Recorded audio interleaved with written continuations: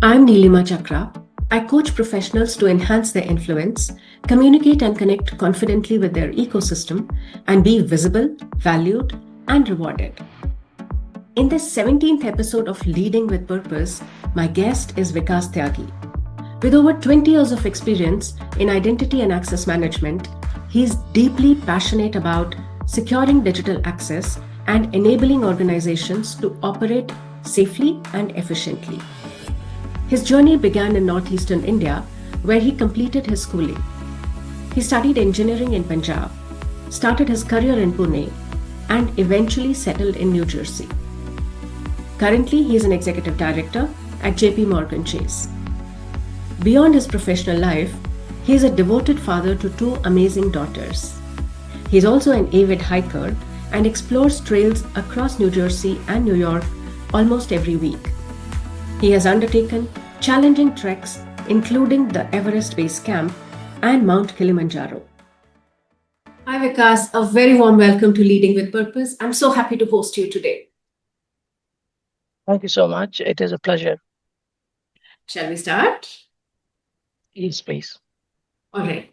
So please tell us about yourself in 5 sentences. I'm a leader working in identity and access management space for 20 plus years. Uh, I grew up in northeastern part of India, which was like probably one of the remotest areas at that time. So much so that like we used to get even a newspaper 5 days late. Moved from there to Punjab, did my engineering there, worked in Maharashtra for a bunch of years, and then came to US and New Jersey, which I call home these days. Uh, I have two beautiful daughters, and like outside of the work, I'm an avid hiker. Uh, to mostly local hikes in northeastern part of United States, but also do some challenging ones internationally as well. Wow, brilliant. Um, so, when you were growing up and you've stayed at so many places, very different from one to the other, did you always know what you would do when you grow up?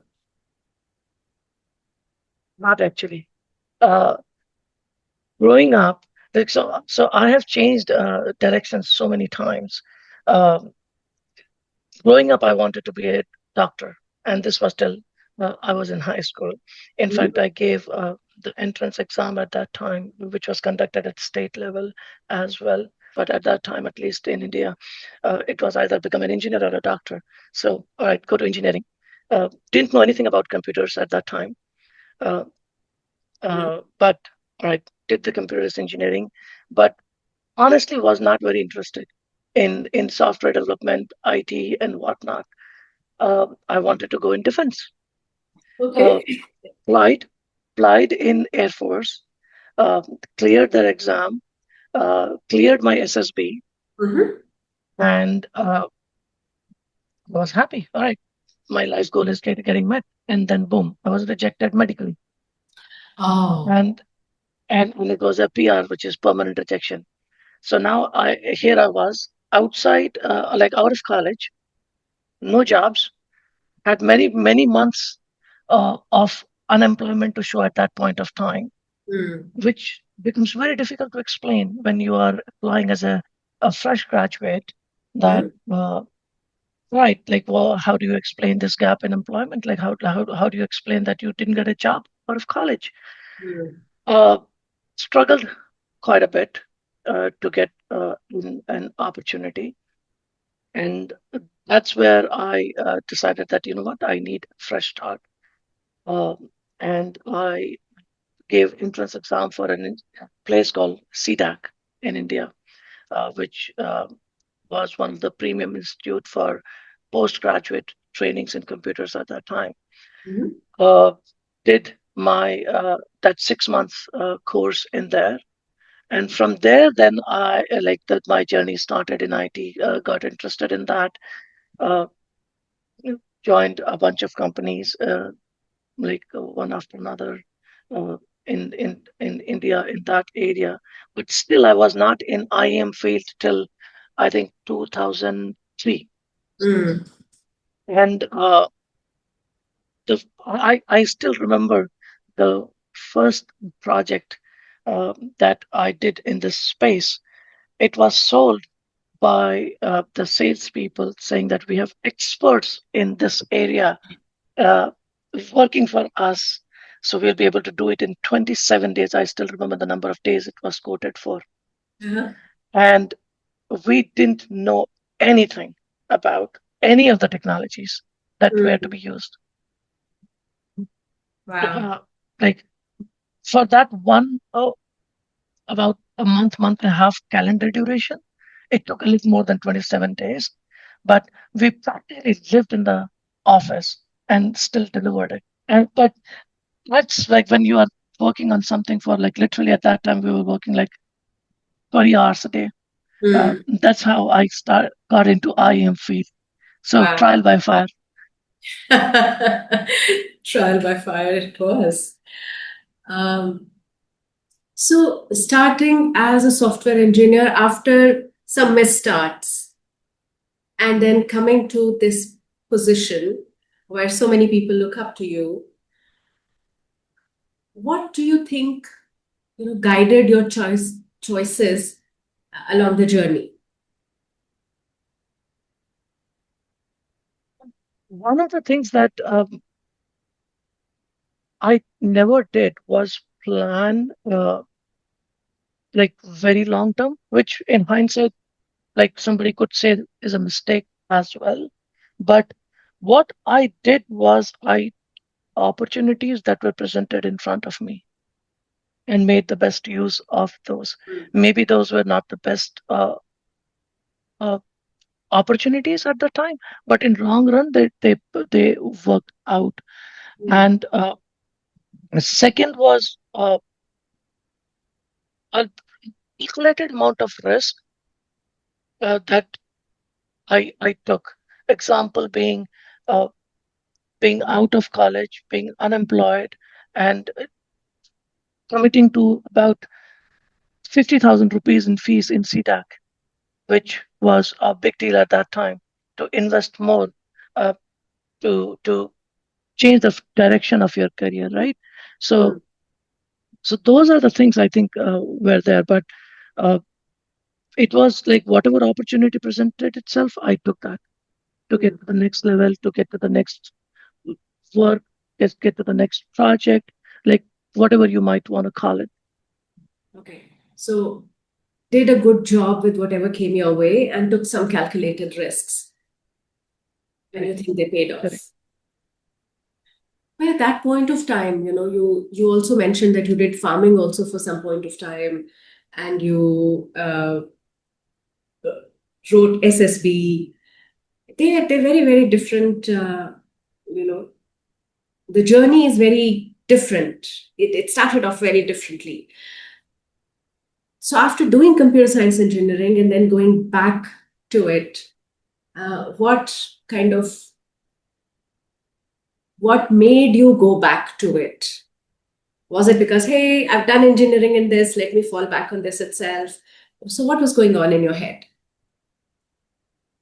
It was actually more of like since I have done computer engineering, I'm familiar with the area. Mm. Um it- like restarting on anything different would have taken way longer. Mm. And even in Air Force, I like as I said, like I cleared SSB, right? Uh, in the Air Force, I was going in the technical wing, so it was not very different. It was still a related field, but Okay. uh, I now firmly believe that at any stage of your career, you can still do a change. It could be complete 160, 180-degree change if you want, Mm. uh, as long as you want it badly enough Mm. and you are willing to put effort for it, you can do it. There's no doubt in my mind about that. And as I mentioned, right, like in India, at least, it was a big stigma at that time because everything was booming. The computer industry was booming. So if a computer graduate from a premium institute comes to you and say, hey, you know what?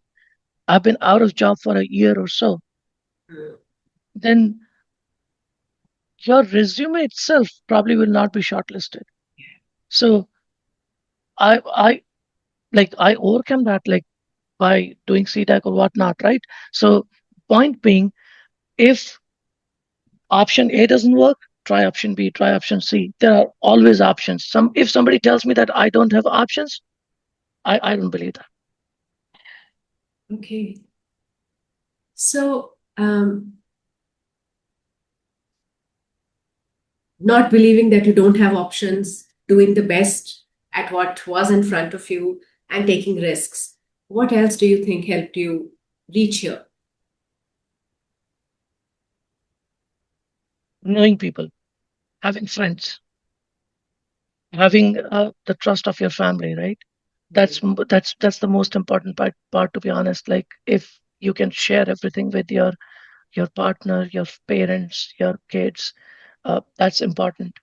Like because you need stability in your personal life to be successful in your professional life as well. And like speaking from professional perspective, uh, when I say whatever opportunity presented itself in front of me, right?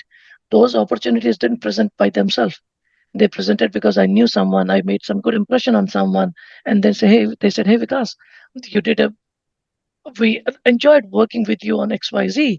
Why don't you do ABC for us or with us? So, knowing people, having their trust, and making sure that you fulfill the trust that they bestow upon you is what is absolutely required. Yeah, the trust needs to be won. Yes, exactly. I'm reading a book by Jenny Woods, and she says serendipity is created. So that's what you're saying. That Yeah, it didn't happen by chance. You did well, and then people bet on you. exactly. I mean, like, see, if you're from a manager or a leader perspective, right? What do you want? You want good people whom you can trust to get things done, what needs to be done. If like I start with a new guy or a new person, maybe I'll start with something small with that person. And there are so many examples, right? I mean, like I don't want to sound boring, but when you hear that, all right, this thing started in a garage, that thing started by two people, right? Like Apple didn't get like this big on day zero. They built something fantastic, and people liked it, and brick by brick, they kept on building the house. Right. Right. Yeah. And that's true for like obviously cited Apple of like example of Apple, which is big, but the same thing is true for anything and everything, everyone's career. Yeah. Right. It's one step after the other. It's a journey. Mm. Okay. So you've changed jobs multiple times, but you've largely stayed in IM for many years now. Yes. And what do you think about this field aligns with your personality? So I like interacting with a wide array of people, wide like, and I'm talking strictly about enterprise, right, work related, and even outside actually work. So IM gives me the opportunity to work with almost each and every department in a company, Mm, because this is probably one of the very few, except for HR maybe, very few departments that has to work and integrate with every other technical departments within the firm. You like, for example, uh, in big companies there could be big LOBs, line of businesses, mm, but typically IM will be one thread that will join all of them together, yeah. and that's one part. Second part is this also influences and create experience for call you an if you call it an employee or even for customers. It creates the experience from day zero till they leave the firm. Right. When you join a company, you need to interact with the IAM team, whether you know it or you don't know it. Many times you don't know it, which is a good thing, in the sense that the best experience is created where you don't even need to interact with someone. Or during your employment cycle with the company, you need new accesses. You need to interact with the IAM team. So that's where I like helping a wide array of people. Mhm. Okay. Okay. Right. Um, so let's go back to hiking. You've grown in the part of the world where hiking is probably an everyday thing, and now you're doing it again.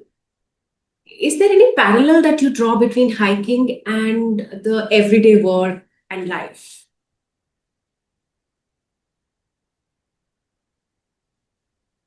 Yes. And I can even quote some recent ones, right? Where it teaches, like, again, especially the ones which are tough ones. Your body is about to give up. Your every fiber in your body is saying that, all right, you can't do anymore. But either by choice or because you don't have a choice many times, uh, you have to keep you have to keep pushing. You have to tell yourself that you know what, I have to do it. Uh, Example could be like I recently completed a 21-mile hike in day uh, in Catskill Mountain. Middle of it, I was done. I had blisters on my feet, and if I had an option, I would have given up probably. I don't know, but since I was like in a no bailout situation, completely, and when you get it done, the sense of accomplishment that comes from it, that all right, I completed it, it's awesome. And the same can be said about work as well, right? You will get into projects which will seem impossible, which will Yeah. seem like, okay, I cannot do it. But trust me on this, there is always a way, there's always an option. You just have to look hard enough for it. Beautiful. Beautifully said. Um, so let me ask you something without which nowadays a conversation cannot finish, and that's AI. How are you looking at AI in your field? Is it something which has intensified the threats, or is it something which can be used to evade threats? I am AI has, I don't think, started playing a big role just as of now. It is still in its infancy phase, its starting phase, but I do see uh, it playing a huge role soon enough. I don't know how, like, what does that soon means? Will it be in 6 months or will it be in 6 years? But even today, for example, right, there are a lot of frictions uh, within IM space from end users perspective, or even rollout perspective. Uh, Installing the IM software is the easiest part. Then making sure that it integrates with every nook and cranny of the enterprise takes multiple years, and after that, maintaining that in itself is very expensive. I do see that AI will play a big part in that, uh, and it can open doors that we haven't even seen yet. Like I can't even imagine the kind of impact it will have. Like think about this way. Right? The perfect example I'll give is when internet came, nobody thought of all the use cases it could support. But today on phone, we have so many use cases. Like we can call a cab on using phone. If you ask somebody in 2000 that, hey, do you think it will be possible? I don't think there were many people in the world who would say that. So same goes for IM and AI. It will have a big impact. It will start, I think, more from predictive data analysis, but the the utopia, or the pinnacle will be when we will be able to integrate applications on the fly. But how far that is, I don't know. Mm. Yeah. And I'm sure the current challenge is also that the applications keep evolving to meet the needs of the business, and Correct. IM has to keep pace with that evolution. Correct. But imagine, right, like using AI, right? If there's an AI agent that can keep track of that, and Mm. it can auto enhance its code based on change in the application, Mm. completely eliminating the inefficiencies in there. But Mm. uh, we are still some distance away from that. But I think that is the future. I mean, like, there's no doubt in my mind about that. And do you envision any threats from AI? Well, any good thing also have a bad side as well, right? So, of course, I mean, like, bad actors will use AI, create new threats. Uh, it's a cat and mouse game, and it, it will happen. It is happening in many cases. We have already started seeing that, like, from broader cybersecurity perspective, right? We have already started seeing AI threats, uh, like voice spoofing, call spoofing, things like that. Uh, I'm sure that will happen within IAM also, specifically, like, more than the enterprise IAM. I'm thinking of customer IAM, because when we say IAM, right, we, like, many people think it is only for enterprise, but Mm. you go and register in Google. That's customer IAM behind the scene. So in there, imagine if somebody could perfectly spoof your identity and create a credit card in your name. Yeah. So those kind of threats will increase. Yes. All right. So, talking about IAM, India, the GCCs in India are doing a lot of work in the IAM space. So, what is your experience of working with the GCCs, and what is your advice to them? Yes, I have been working with GCC since 2005. Uh, amazing talent. No question about that. Uh, the, and I'll preface this with saying that, like, whatever delivery is expected from GCCs, it gets done in quality, with quality, in time, etc., right?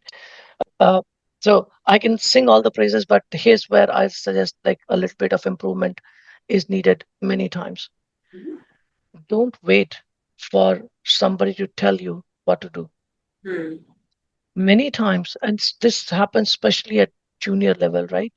Uh, a kid comes out of college, starts, or even like the middle management. They many times wait for somebody sitting outside of the country Hmm. to give them directions. Don't wait for directions. Take initiative, do things on your own. I know it's easier said than done many times, right? But that's what makes a person stand apart from the rest of the people, right? If 90% or 99% are taking directions and doing exactly what is being told, doing it perfectly, by the way, right? And Yeah. here's this one person who is going beyond that and thinking of problems that other people are not seeing and getting it done. That's one. Second, and because your question is India specific, I'll give you an India specific answer. Learn to say no, also very important. You, you, like, many times I have seen, uh, I don't know if it comes from our culture, that if somebody asks you to do something and that person who's asking is either in a senior role or in senior to you in age, uh, many times we find it difficult to say no, and that creates its own problem. So say no, learn to say no with justification. You don't Yeah. have to say to yes to everything. Hmm. So, what is the impression they leave when they don't say no? Again, see, you can say no, no, or you can say, hey, I can't do it right now because I am already doing X, Y, and Z. Could you help me decide which one of these can I pause, delay, or drop to accommodate this? Priorities will always change. No questions around that, right? But you have to make sure that just because you are saying yes to a new thing, which will add on to your existing work, everything doesn't suffer and you don't deliver anything. It's much better to be upfront about it and at least let the person be aware that, hey, I am dealing with five more things. You're adding the sixth one. Either let's negotiate the timelines, let's negotiate 1 to 5 so that sixth can be added properly, whatever. Like it's a negotiation. And it's a So part of trust no is build. not a clear no. Yes, Yeah. So people need to realize that is how they build. This is a part of trust building in everyday correct, world. correct, correct. Saying yes can in fact like cause damage to your reputation, to your trust if you're not able to deliver. Because from my perspective, right, because I'm on the other side many times now, from my perspective, if I ask something to be done, and if you said yes, I'll assume that you'll get it done.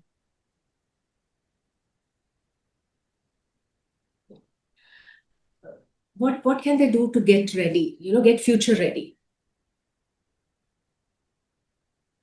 The GCCs. Keep on reading, keep on reading, and when I say reading, right, like multiple different sources, like these days information is so readily available. What is AWS coming up with? What is Azure releasing new in the market? Uh, what are the new threats coming up? What is the new standards being released by NIST? Uh, what are new regulations coming up? Those, like, as long as you are aware, you can be prepared, right? Many times, what happens is in the grind of 9 to 5 or whatever time people are working, like in GCC, sometimes people work from 3 to 11. So and I'm not discounted like 2 hours commute before and after. In that grind, many times people are so tired that they don't get time to upgrade themselves. If you don't upgrade, uh, you will be you'll find yourself out of the sync in some years. And especially in IT industry, it changes so fast. So you have to keep on upgrading yourself and find time to do that. Maybe read in during the commute if you're taking public transport. Uh, block out a time on a Saturday or Sunday. Or in many companies, right, there is that are good facilities available to upgrade yourself. Like I don't want to name my company, but we have so many free stuff available to upgrade yourself. You call uh, Udemy, you call like Cloud Guru, all those things. Everything is available. Resources are there. You just have to utilize them. You give a lot of examples of technical skills. What are the power skills or what used to be called soft skills would you recommend that people develop if they aspire to do well in their careers?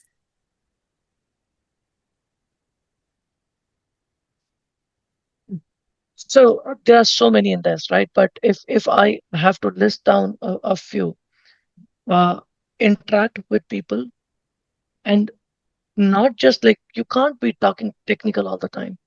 Just because you're in IT industry, we are all human at like still, right? So uh, know your colleagues, know what their kids are doing, know what their hobbies are, know what triggers them, uh, maybe have coffee with them, right? So they basic networking, and uh, be polite, respectful. Many time you will not get what you want from the other person, right? Doesn't mean that you should be rude, because that goes a long way. You like I have this perfect saying, right? And this is by the way specifically for leaders. With with a hunter, you can get at max 100% for a person. If you want to get 110, it has to come from within that person that, hey, you know what? I need to get this done for my leader. So you have to inspire, you have to make sure that they feel that it is their work, their job, their company, their project, their team. Mm, mm.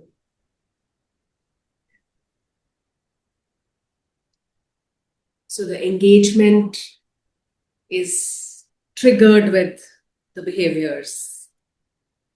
Yes, 100%, 100%. Like, and this true in any industry, any field, any area, and even in our personal life, Mm. right? You have to, uh, I'm thinking, right? Like maybe I could put it this way, right? And this goes back to the yes no thing. Say yes to the things that you can get done, and make sure those get done, Yeah. and everything follows.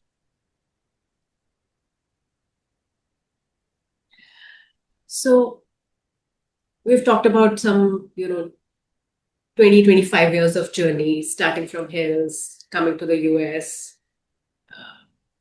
dealing with IM at enterprise level. Uh, if you could now go back and give some advice to the 25-year-old Vikas, what would that be?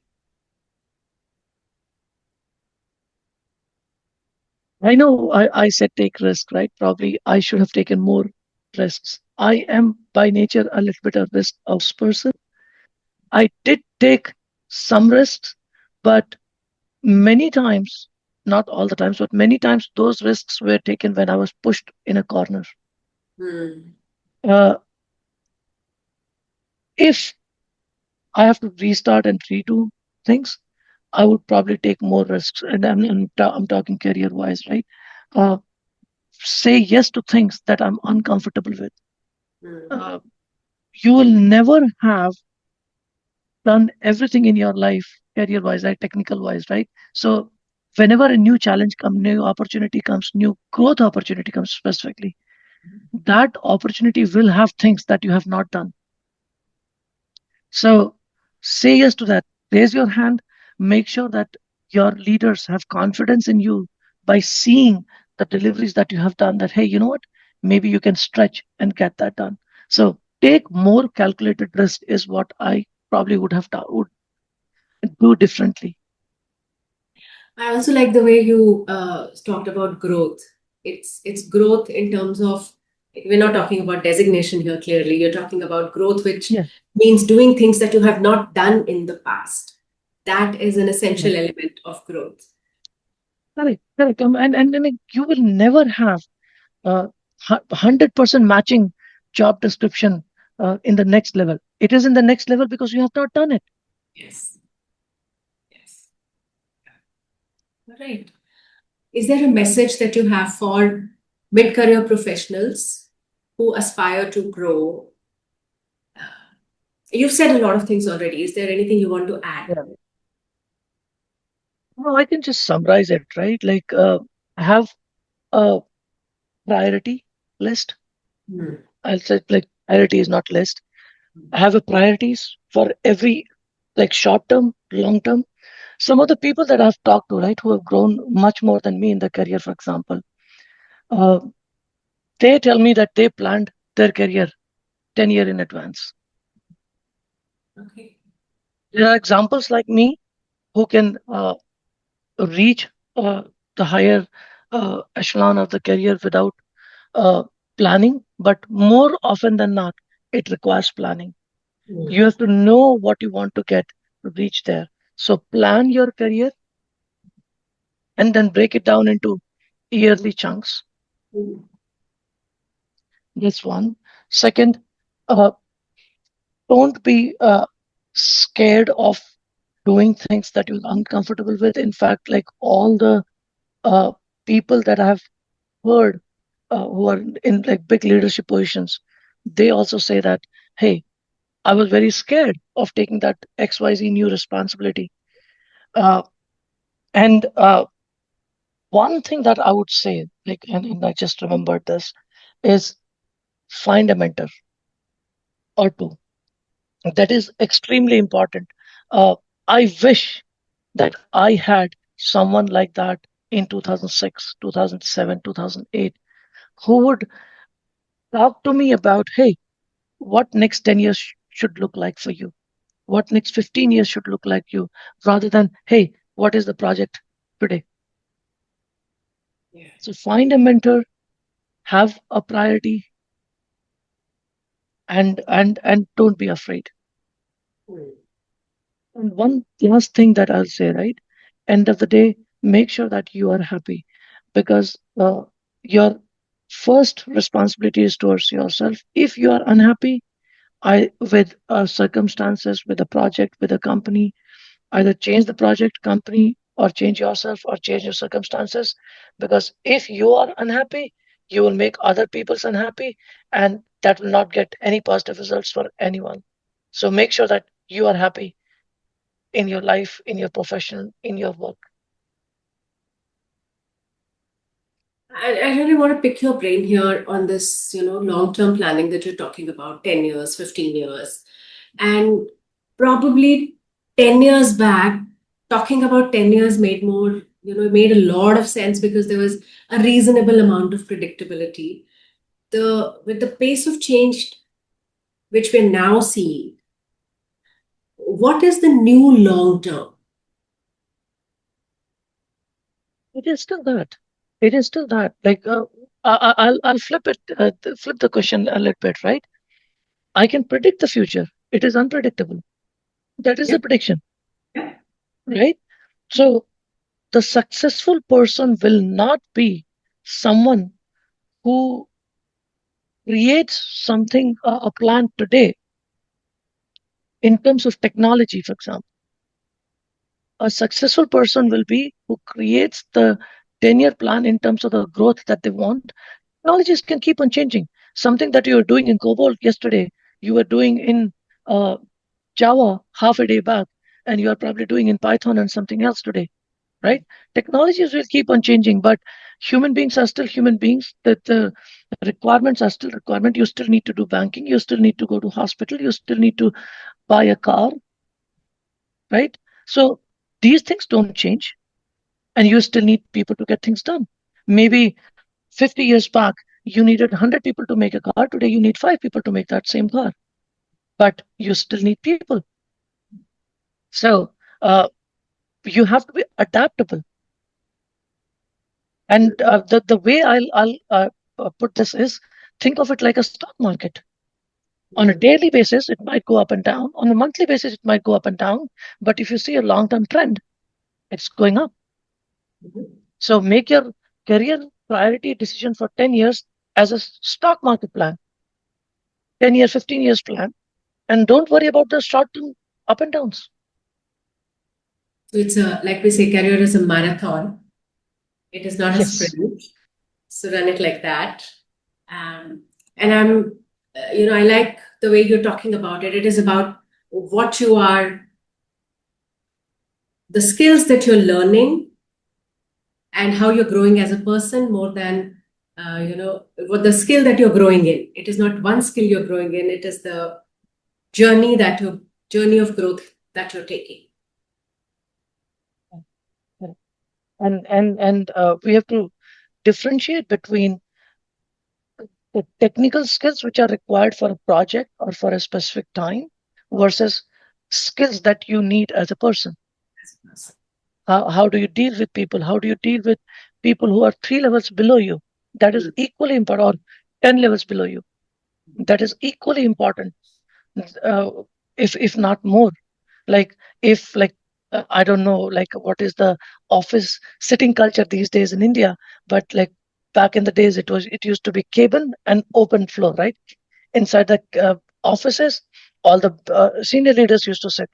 And when I was a junior guy starting, I used to always be a little bit unhappy that they will sit inside the room all day and not come out and talk to people who are actually doing the job.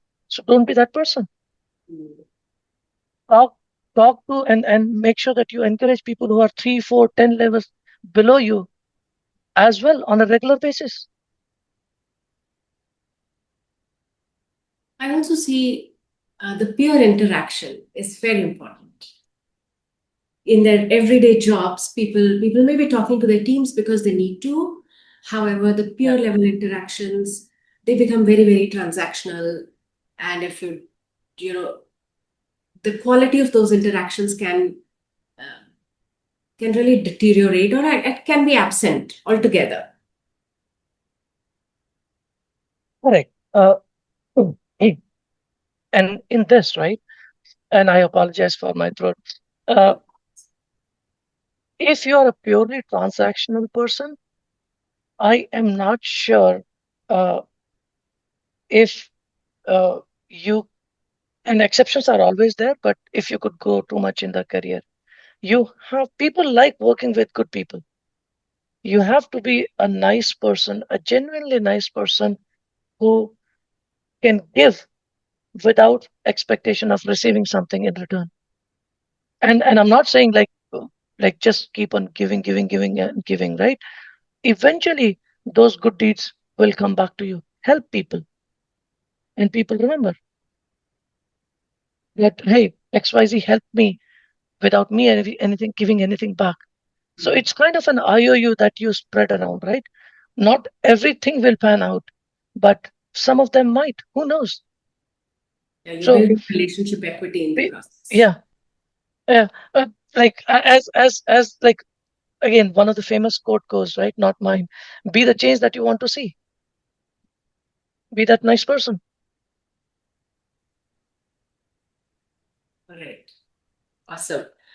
I think this was wonderful. And thank you so much for your time. I hope that we will have a specific leg of a conversation, because I see so many things that I want to double click on again. So I look forward to having you again. Thank you so much. Thank you very much for giving me this opportunity.